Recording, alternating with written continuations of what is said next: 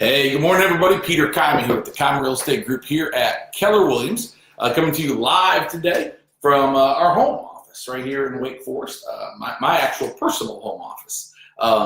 Listen, wanted to come on early today because I've got to attend a chamber meeting this morning at 8:30 that I'm excited about. And I know normally Coffee Talk with Kyman starts right at 8:30. Today I'm asking for a little forgiveness for being a little bit early, and for those of you that like to tune in right at 8:30. Again, I'm asking for your forgiveness. So, yeah, Megan, good morning to you. Listen, I know I didn't text you and tell you we were going on early today. I apologize for that. There are a few people in my life that scare me, and Megan's one of them. She holds me very accountable to a lot of different things. But good morning, everybody. So, because of this chamber meeting today, so the chamber meeting exists. It's called Chamber 101. Now, I've been a member of the chamber off and on now for about 10 years. I have probably been to 2 or 3 of these Chamber 101s early on when I first joined the chamber. And one of the things that we never really did is we never really used our membership. We never got involved with the chamber. Now, I know how chambers work. I know how volunteer organizations work. I know how once you come in and you say, hey, I'm willing to do this, all of a sudden you're willing to become president. You're willing to do this and that and this and that. And all of a sudden it's a lifelong commitment, right? And it's hard to back your way out of some of those things. And finding that healthy balance between volunteering your time, building a business, growing a family, having some personal growth and development, those things can be challenging when you put all those things together if one of those is out of balance. And so we're out of balance in the wrong way on the chamber. We're just not as involved as we could be. And from a selfish perspective, it's a great way to meet people and build a business. But on top of that, it's just a great way to learn from other business owners in other industries about things that they're doing that might be applicable to the real estate industry. So in an effort to get better and in an effort to serve your needs better, we are going back to be involved with the chamber. So that's why we're on a little bit early today. For those of you that have seen me around town this week, I am limping. And yes, I have to explain it every single time, so I'm going to explain it one more time right here. Hopefully this will suffice. Good morning, Christina. Good to see you. I'm limping because my son, I'm blaming my 15-year-old son for it, so let's just be crystal clear about that and see my logic. If he wasn't in trouble with me all the time and didn't lose his Xbox and phone and all those kind of things from me all the time, this would not have happened. And by that, I mean, this past weekend, he and I were going to Greensboro to spend the night. He was playing in a 2-day basketball tournament. And I was going to surprise him. He was in the shower. He hadn't had his Xbox in 30 days. And I went upstairs to the 3rd floor. I put the Xbox in a bag, and I was coming down the stairs. And I was going to try to sneak it into the car. And then that night at the hotel room, I thought after all the basketball games, maybe if you want to plug it in and have a little fun, and he and I could just hang out. I thought that'd be a fun surprise for him. Well, the surprise was on me. I got about 6 stairs from the bottom of the 3rd floor. I was carrying this big bag in front of me. And all of a sudden, I don't know what happened exactly, to be honest with you, but I missed the steps, slid on something. I don't know, but I took a pretty good tumble. There's no turn at the bottom of our stairs, so not only did I take a tumble, I hit the wall face first, chest first, and then tumbled into that bedroom. And I was laying there. And I know I sounded like Tanya Harding and Nancy Kerrigan because I know I was sitting there just making that same sound, the oh sound.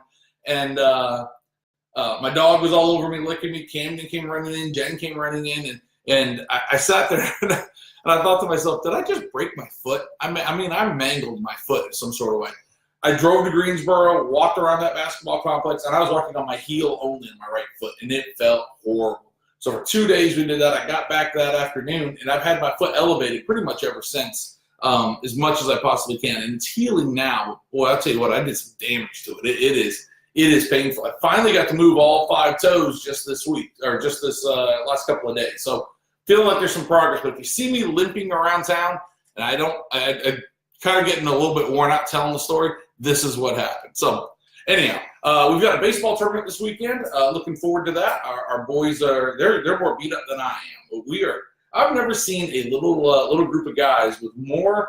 I mean, we're dealing with mono. We're dealing with our best player being hurt all season. It has been quite. My own son right now can't even put catcher's gear on his legs because he hurt his knee so bad at basketball practice this week. So it has been quite the journey. Now we've got the walking wounded and their coach. So I raise my cup of coffee to you, and I say good morning to you. I'm glad that you're here. I've got some really interesting real estate things to share with you. We're going to move to a new format this week.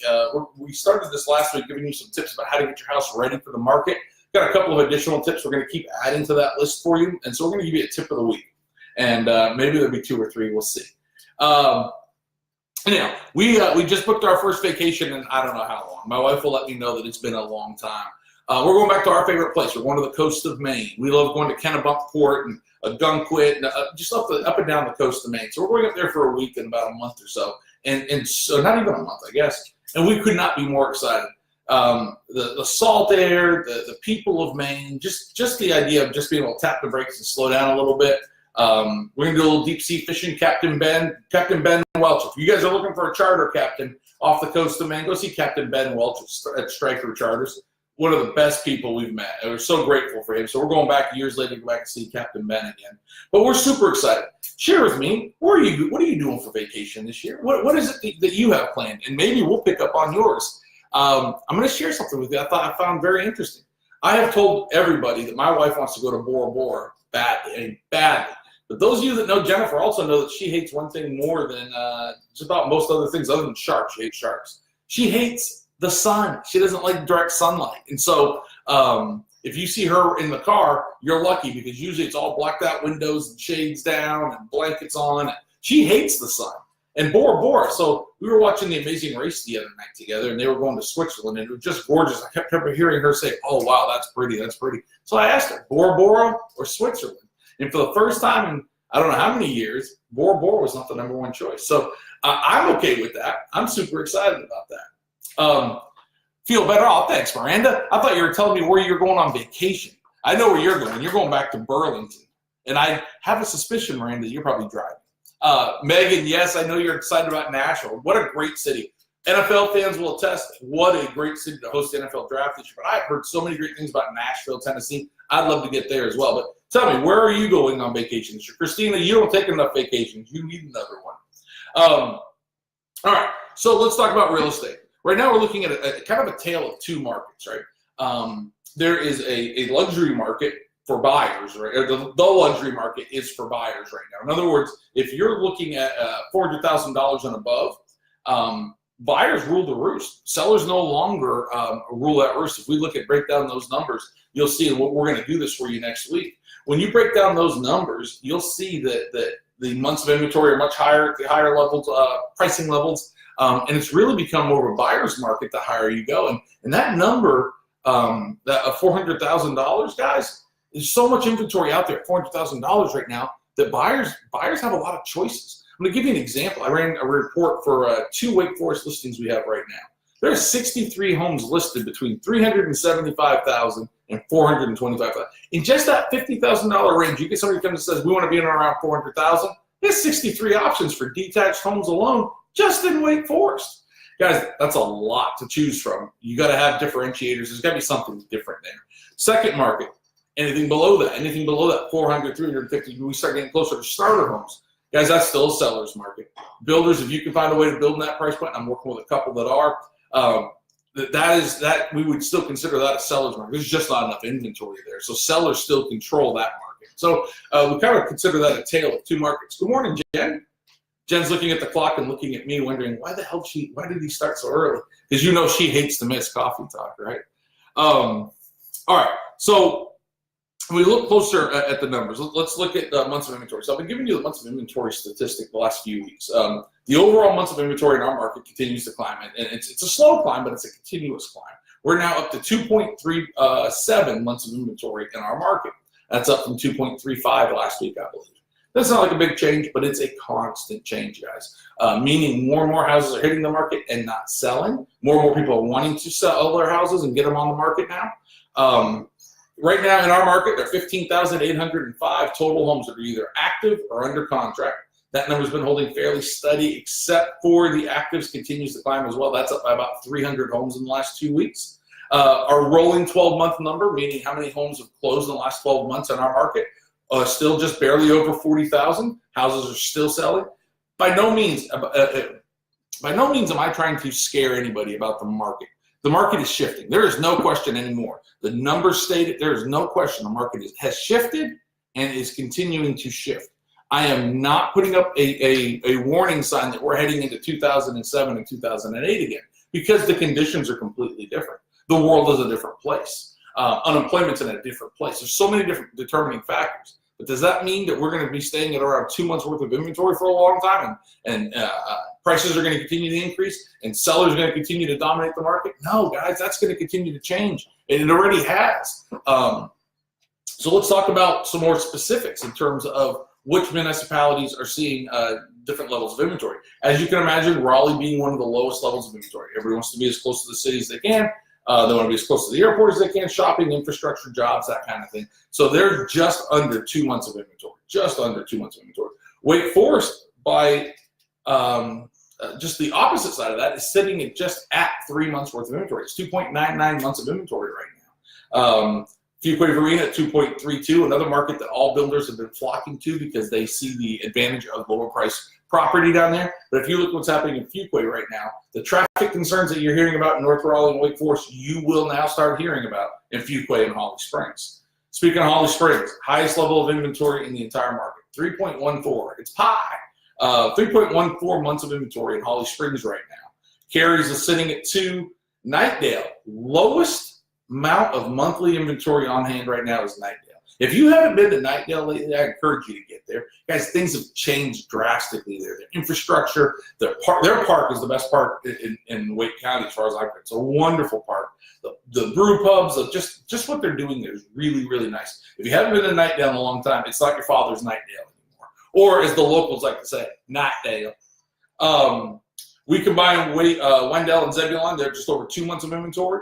But again, what we're seeing, these are still good numbers. These are still healthy market numbers in terms of sellers. But they're starting, as you can see in every case, starting to rise. We're going to continue to monitor that for you. Tune in every week, and we'll just continue to give you an update as to where the market is. That's one indicator, but I think it's a really good one. Here's some information that I think you might find very interesting. There's been a 13% drop in showings year over year from April of last year to April of this year. 13% drop in showings. That's the third straight year in April that we've had a drop in showings. Let's look a little deeper. April of 2017 and April of 2018, yes, we had a decrease in number of showings, but we also had a decrease in number of inventory, right? The amount of inventory in the market. Kind of makes sense. Less houses to look at, less people looking, right? It makes sense to me. This year, for the first time, though, that's not the case. We did not have a drop in inventory. We actually had an increase in inventory and a drop in showings. That's an indication that the shift is here. Let's look at Wake County in particular, days on market. Wake County days on market now are sitting at 54 days on market. That's the average time it takes for a home to sell in Wake County. Guys, that's up 13 days, which is 38% from last year at this time. 38% increase in how long it's taking to sell a home. So we are still in a really good market. We are not in the market we were in a year ago. Even though the overall total number of sales remains pretty stagnant, the market, you can see just from that number alone, continues to shift. By way of example, we're at 54 days on market now. 2015, we were at 59 days. So 2017, 2018 were anomalies. We were red hot markets, people diving back into real estate. I think we're starting to see an adjustment back to a normalized market, if you will. I've told you very often, that a healthy market is anywhere between 3.5 and 5.5 months worth of inventory. Some people will tell you 6 months worth of inventory. That makes it not a buyer's market and not a seller's market. I still like to see a slight leaning towards the seller's market, and here's why. If we're leaning toward the seller's market, that means our prices are likely increasing ever so slightly, and I think that's a good thing for all of us. This is another really good one. In April, right? We don't have May statistics yet, even though, by the way, today's the last day of May. In April, 22% more homes had price decreases than they did a year ago. Guys, that's alarming. And let me tell you a story. I get daily emails about price adjustments, meaning people who have adjusted their prices down. So I get daily emails about these things. Matter of fact, I'm having a conversation with one of our sellers right now about this very topic. I probably need to have it with 2 of our sellers. But the reality of it is this, guys. About 2 months ago, I was getting 1, maybe 2 price adjustment emails a week.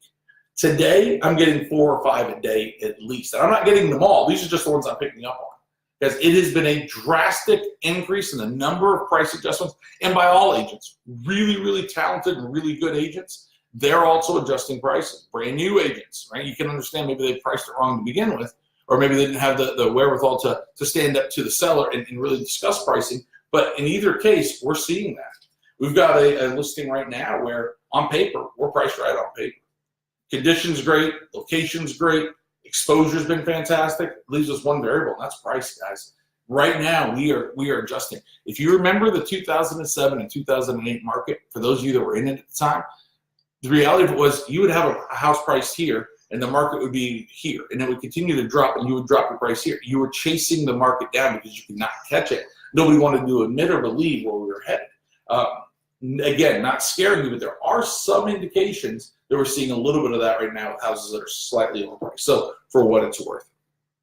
All right, here it is, final part of today. I want to give you your tip for, actually two things. I'm going to give you your tip for the week, but before I give you a tip for the week, I want to tease you. We have a very prominent home builder joining us next week, live on Coffee Talk with Kyle. If you have questions for our home builder, they build about 110 to 120 homes a year is my estimation. If you have questions about our home builder, the process, what they look for, any of those kind of things, please shoot those questions to me this week. This is a great opportunity for you to get your questions answered directly and honestly by somebody who's just going to lay it on the line for you next week. So next week, tune in, we'll be back at our 8:30 time slot, and check us out because we'll have a very prominent home builder with us. So here's your insider tip of the week. Last week we gave you our top, I think it was 12 tips on how to get the outside of your home ready for the market. We blew through those. If you're not seeing these, go check out our YouTube channel, by the way. All these videos are now being saved there, and you can see last week's tips on how to get your house ready for the market. This week, a couple of tips for the inside. This won't be a full bullet point list, but just a couple of things. Number one, paint is your best friend. You picking the paint color is not. And you painting it likely is not. I will tell you, most real estate agents can walk in their home and tell whether you painted it or somebody else did, meaning a professional. There's just a quality difference in how people prepare the walls and paint the walls. And I'm not talking about a few occasional little blotches. I'm talking about lots of wavy lines, right? It looks like the ocean. Find somebody to paint your house for you. More importantly, find somebody to pick the paint colors for you. You don't want to go back to builder beige or neutral white.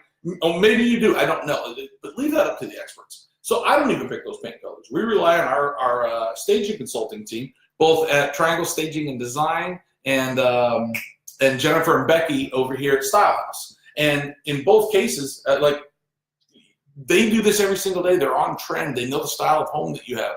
Let them help pick your paint colors, and then find somebody else to paint it.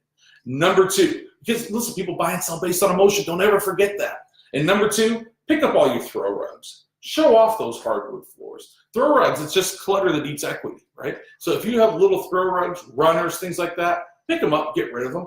Show me as many flat, open, empty spaces as you can on your floors, and let's really let those things shine. I hope those two tips help you. I will see you next week with our special guest. Thanks so much for joining us today.